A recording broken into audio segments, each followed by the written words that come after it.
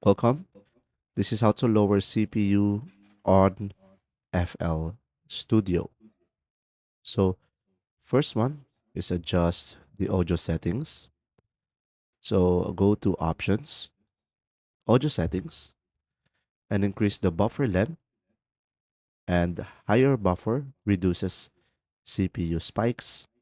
And you could use the ICO driver for better performance. Another one is optimize plug-ins.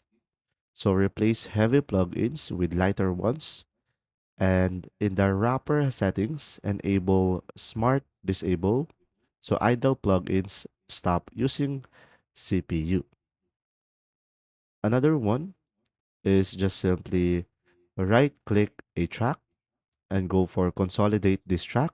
And this turns CPU heavy plugins into audio that can freeze up resources, and you should be able to fix the issue.